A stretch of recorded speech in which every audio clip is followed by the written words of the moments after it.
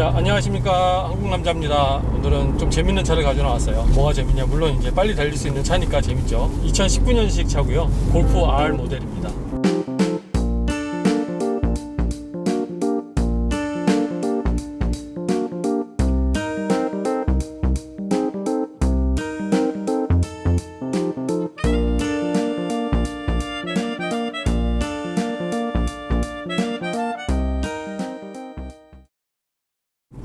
이 골프 R 모델은 소위 이제 핫해치라고 불리우죠. 그래도 성능도 좋고 여러모로 스포츠카에 가까운 그런 성능을 내기 때문에 핫해치라는 표현을 쓰는데, 이 차의 엔진은 2.0 터보예요. 북미 기준으로 288마력으로 되어 있고요. 한국은 290마력이 넘게 표시되는 걸로 알고 있습니다. 하지만 마력수의 표시법이 나라마다 다르기 때문에 그런 차이가 있는 거고요. 거의 300마력에 가까운 힘을 갖고 있고, 토크도 이 북미 기준으로 280파운드 핏이라는 단위를 써서 표현을 합니다. 절대 낮은 토크는 아니에요. 상당히 높은 토크로 구성이 되어 있고, 그리고 제로백 성능은 대략 5초대 중반 이렇게 나오고 있습니다. 물론 수동 미션을 운전했을 때는 거의 6초 정도 나오고요. 이 더블 클러치를 선택을 했을 때 한 5.5초 정도 나온다고 합니다. 하지만 실제 운전하면서 이렇게 느끼는 차의 가속 성능은 그거보다도 더 좀 빠르게 느껴질 때가 많아요. 특히 RPM이 한 1500rpm 이상이었을 때 악셀을 갑자기 밟아도 차는 되게 잘 나가는데 뭐 이런 느낌이 들 정도로 달리는 맛이 있는 차입니다. 보통 이 골프 R 같은 경우 폭스바겐에서 말할 때 북미에서는 재밌게 출퇴근할 수 있는 차라고 표현을 많이 해요. 운전을 좀 더 스포티하게 하는 운전자들을 좀 끌어들이기 위해서 그런 표현을 쓰고, 물론 골프 R보다는 좀 더 성능이 떨어지는 GTI가 있죠. 근데 보통 우리가 생각하는 골프 하면은 GTI가 많이 떠오르고, 골프 R 같은 경우는 항상 나오는 모델은 아니었기 때문에 그때그때 이제 성능 좋은 골프다라는 개념으로만 알고 있는 분들도 많이 계실 거라고 생각을 해요. 다음 세대 골프 R도 이미 폭스바겐에서는 발표를 했어요. 계기판이나 모니터 같은 경우가 새로 나온 투어렉하고 되게 비슷하게 디자인이 돼서 발표를 했는데, 안타깝게도 이 북미 지역에서는 당분간 골프 R을 볼 수는 없습니다.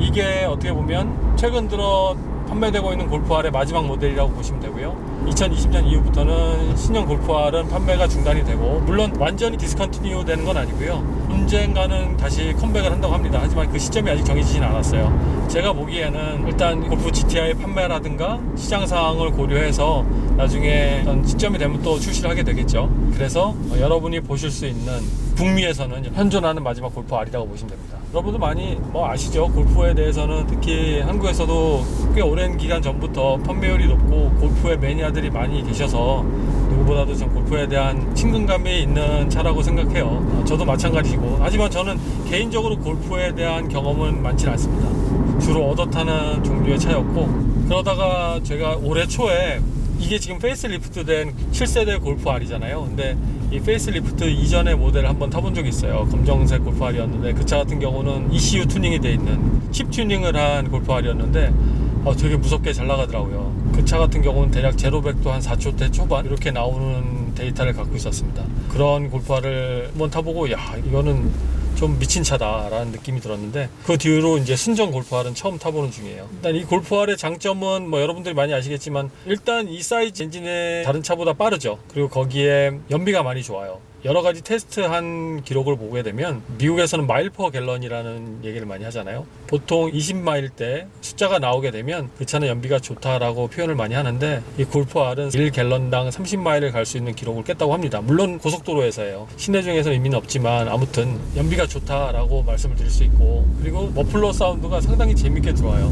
이게 저 RPM 때나 고 RPM 때 모든 영역에서 고르게 머플러 사운드가 발생을 해서 악셀을 밟는 기분이랄까요? 되게 좋죠. 여러분도 아시겠지만 호보차 같은 경우는 RPM이 더 올라간다고 해서 토크가 더 높아지는 건 아니잖아요. 그래서 꾸준한 머플러 사운드를 계속 들을 수 있다라는 게 가장 큰 장점이라고 보입니다.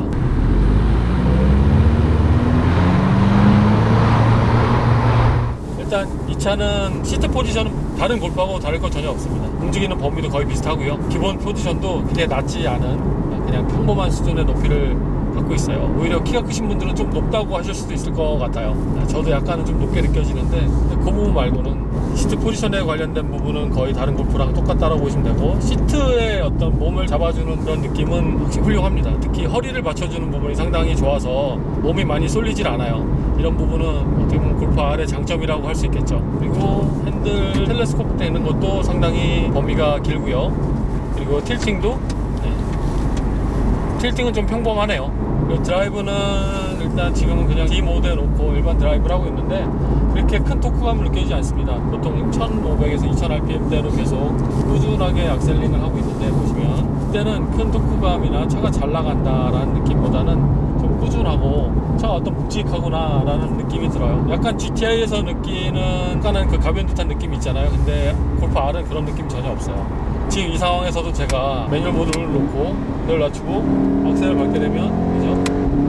오플러 사운드부터 바뀌면서 차가 큰 가속을 하게 되는데, 이 부분은 차가 이렇게 튀어나간다라는 느낌까지 들진 않아요. 하지만 충분히 가던 그 관성에 좀 더 힘을 보태서 차가 달려나간다라는 느낌을 받을 정도로 가고 있습니다. 일단 다시 드라이브 모드에 놓고요. 스포츠 모드로 놓는 거는 한번 다시 내리면 자동으로 스포츠 모드로 바뀝니다. 그리고 다시 내리면 다시 드라이브 모드로 바뀌고요. 그래서 오토 상태로 스포츠 모드로 달리고 싶으면 이 레버만 한번 당겨주면 돼요. 수동 모드로 옮기고 싶을 때는 옆으로 한번 제껴주고, 아니면 오토 모드에서도 이 패들 시프트를 통해서 수동으로 운전을 할 수 있습니다. 하지만 그걸 수동 모드로 놓지 않고 패들 시프트를 사용하게 되면 바로 또 자동으로 돌아와요. 그래서 수동으로 운전하고 싶을 때는 항상 레버를 수동 모드에 놓고 운전을 하면 됩니다.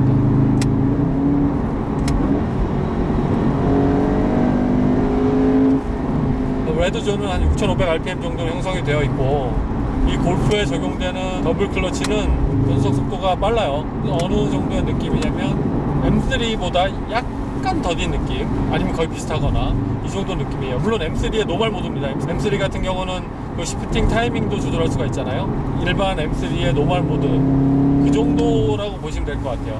7단 듀얼 클러치인데 대략 한 100km 정도에서는 1850rpm 정도, 이 정도로 기준이 되어 있네요. RPM이 낮은 편은 아니에요. 종감속비가 되게 촘촘하게 구성이 되어 있어서 7단 100km에도 거의 1800rpm이 넘는 RPM이 구성이 되어 있습니다. 그래서 가속 성능을 좋게 하기 위한 세팅이라고 보시면 됩니다. 듀얼 클러치의 기어비를 한번 볼게요. 네.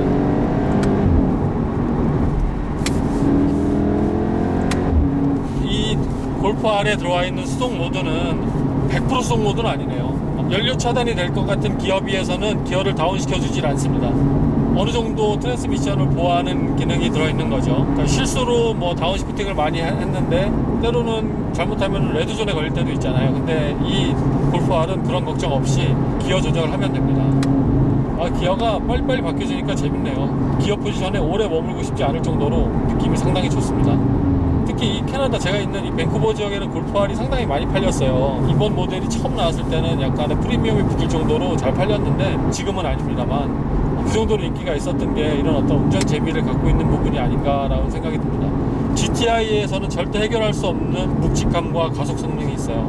이게 이 골프 R만의 능력인데 당분간 못 보게 된다니까 되게 아쉽습니다. 제가 사실은 이 골프 R을 리뷰를 여러 번 망설였다가 북미에는 당분간 나오지 않는다는 말을 듣고 여러분께 바로 보여드리려고 나왔어요. 비록 뭐 골프 R과 인연이 없으시더라도 이렇게 영상을 보시면서 골프 R이 이런 차구나, 이런 게 왜 안 나올까, 뭐 이런 느낌 한번 받아보시면 좋을 것 같아요. 일단 뭐 휠베이스도 짧고, 그리고 저는 기준이 그래요. 차체 어떤 구조적인 부분, 여러 가지 서스펜션적인 부분, 이런 것들도 정말 중요하지만 차를 밖에서 딱 봤을 때 내 바퀴가 어디에 꽂혀져 있냐를 저는 좀 많이 보는 편이거든요.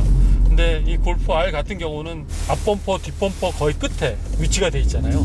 그러니까 눈으로 바퀴의 위치를 보게 되면 코너링이고 가속하고 감속하고 이럴 때 그 차는 흐트러짐 없이 아주 일정한 자세로 재밌게 운전할 수 있겠다라는 느낌이 딱 들거든요.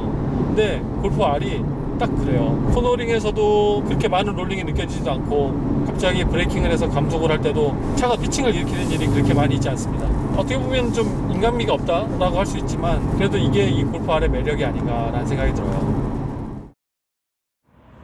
지금 외부 모양을 보고 계신데요. 이번에 7세대 골프 R에 어떻게 보면 페이스 리프트가 한번 있었던 거죠. 2018년도에. 그래서 어떤 부분이 달라졌냐 하면 많이들 아시겠지만 일단 방향 지시등 들어온 부분, 저 부분이 데이타임 러닝 라이트도 같이 들어오게 되는데 예전에는 약간 컵 모양이었다고 하면 약간 니은자 2개 모양 정도가 들어간 걸로 이렇게 바뀌었고, 공기 흐름을 위한 범퍼 밑에 위치해 있는 라디에이터 그릴이 모양이 바뀌었습니다. 크게 바뀐 건 아니고 제가 비교해서 영상을 보여드리면, 자 시험 보면은 라디에이터 그릴하고 라이트 모양이 바뀌었죠. 데이타임 러닝 라이트 모양이 조금 바뀌었습니다. 네. 옆모습을 와서 보면 정말 변한 거는 하나도 없죠. 1타이어 사이즈도 235의 35% 비율이기 때문에 타이어 폭이 낮아서 딱 보면 휠이 되게 커 보이고 타이어의 부피는 그렇게 많이 차지하지 않죠. 아무래도 그 부분이 스포티하게 보이기 위한, 어떻게 보면 또 차의 운동 성능을 또 최대한 끌어올리기 위한 그 세팅이라고 보시면 됩니다. 지금 이렇게 봐도 옵셋이 상당히 적정하게 나와 있어요. 여기서 한 10 정도는 뺄 수 있을 것 같은데, 그래도 그 이상 하면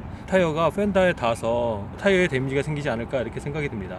235에 3호에 19인치, 뒷타이어도 앞타이어와 똑같은 사이즈를 갖고 있고요. 뒷모습도 보면 방향지시등 위치라든가 후진등이 들어오는 위치가 약간 바뀌었을 뿐이고 기존의 골프 R과 변한 점은 거의 없다고 보시면 됩니다. 사이즈 자체는 골프 R이라고 해서 다른 골프하고 크게 다른 게 없어요. 다 똑같기 때문에 이런 트렁크 사이즈도 한번 보시면 또 더 추가적인 기능이 있거나 이런 것도 전혀 없고요. 스키스루 기능이 있고 6대4로 시트 분할로 시트가 앞으로 젖혀지게 돼 있고 그만큼의 공간 활용도를 할 수 있다는 것은 다른 골프와 똑같습니다.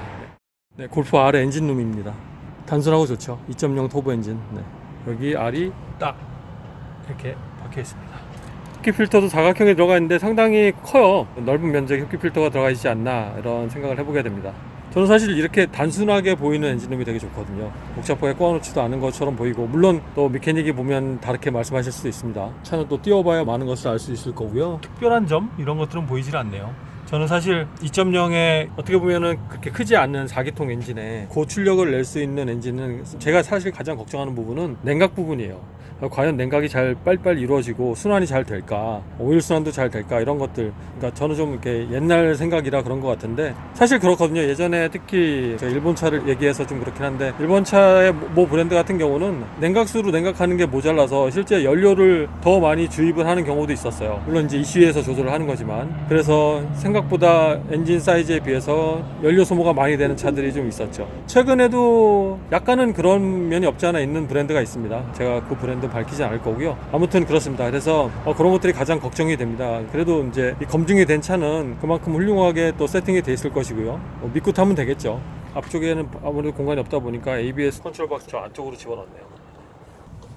자, 보시면 계기판하고 스크린이 이 페이스 리프트 전 모델에 비해서 많이 바뀌었죠. 특히 계기판은 완전한 디지털 방식으로 다 바뀌었습니다. 그래서 기존의 아우디나 다른 골프에 들어와 있던 내비게이션이라든가 여러 가지 기능들, 다른 스크린에서만 볼 수 있었던 기능들이 이 모니터에 들어와서 좀 더 아우디스러워졌다라고 말씀드릴 수 있습니다. 그리고 이 스크린도 기존에 6.5인치에서 이번에 8인치로 한 1.5인치 커졌대요. 그런데 또 그 주변에 있던 스위치 자리들도 전부 일체형으로 마감을 해서 더 스크린이 더 커 보이는 듯한 이렇게 느낌이 들게 되고요. 기존에 아우디에 적용되어 있던 포르쉐에 적용되어 있던 터치하기 위한 손이 가까이 갔을 때 거기에 메뉴들이 자세하게 띄워짐으로써 직관적으로 그렇게 좋은 느낌은 들진 않아요. 멋있어 보이지만 실제 이게 떠 있어야 바로 이렇게 딱 누르는데, 이렇게 평소에는 안 뜨고 있는데 뭐였지 하고 손가락을 같이 가야만 이렇게 눌러야 되기 때문에 운전하면서 여러 번을 보면서 확인해서 눌러야 되는 상황이에요. 이 부분이 편리하게 와닿진 않습니다. 하지만 멋있어는 보이죠. 그리고 이 스크린 밑으로는 기존 모델하고는 다른 부분이 전혀 없습니다. 다 똑같고 공조 컨트롤 장치도 똑같고요.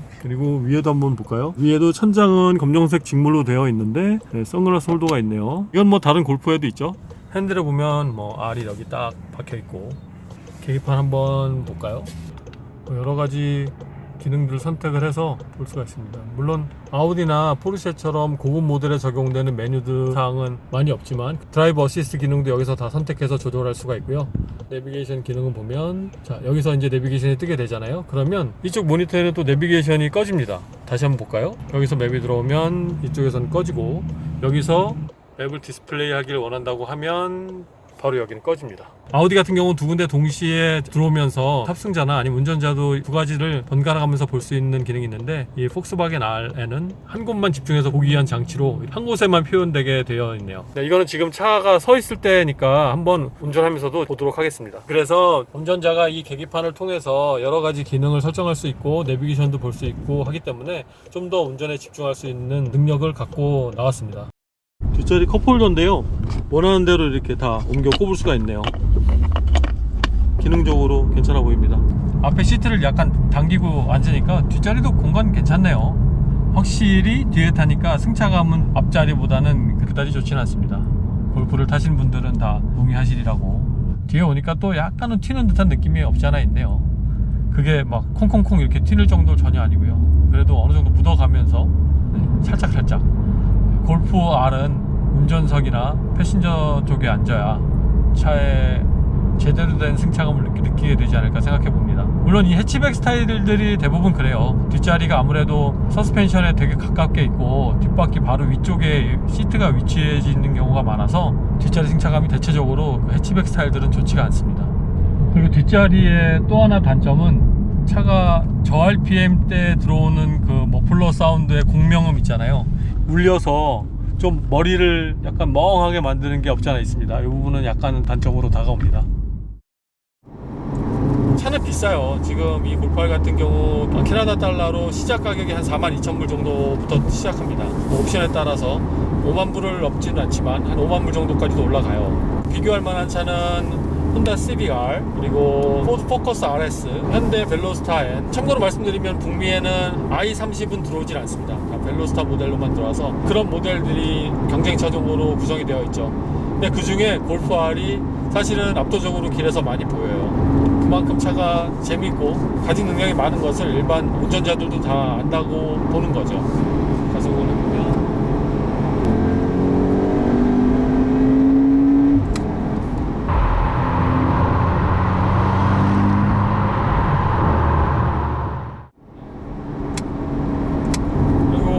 재밌는 부분이, 골프를 만드는 메커니즘은 타보면 어떤 느낌이 들 수가 있는데, 예를 들어서 이 차를 갖고 코너링을 하는데 그 정도로 코너를 잡고 다른 차에 있다고 하면 그 다른 차는 거의 80-90% 이상 서스펜션이 단단하거나 약간은 튀는 느낌이 들 수도 있고, 아니면 약간 성능이 좋은 타이어가 적용될 수도 있는데, 이 골프 R 같은 경우는 워낙에 휠베이스가 짧고 무게중심 자체가 밑에 이루어져 있어서 서스펜션 자체가 정말 딱딱하지가 않아요. 튀는 맛 이런 거 전혀 없고 되게 부드러운데 코너링을 되게 예쁘게 빠져나가거든요. 그래서 이 골프 같은 경우가 GTI도 마찬가지고 골프 R도 특히 장거리 고속도로에서 참 이렇게 빨리 쏘고 다닌다고 하죠. 그 쏘고 다니는데 되게 피곤하지 않게 운전할 수 있는 차 중에 하나예요. 차는 되게 작고 실내 공간은 작아서 불편할 것 같지만 실제 장거리를 운전했을 때 어떻게 보면 몸에 가장 편하게 다가오는 차라고 보시면 됩니다. 저 차는 너무 작아서 멀리 가기 불편할 것 같은데, 물론 짐 싣기는 불편하죠. 차가 작으니까. 하지만 사람이 덜 피곤할 수 있다는 거 꼭 유념해 두시면 좋을 것 같아요. 핸들링은 좀 무거운 편입니다. 이게 GTI하고 좀 다른 부분인데 약간 묵직한 핸들을 갖고 있어요. 하지만 이 핸들도 전자식 핸들입니다. 그러니까 이 자체를 세팅했다고 보시면 됩니다.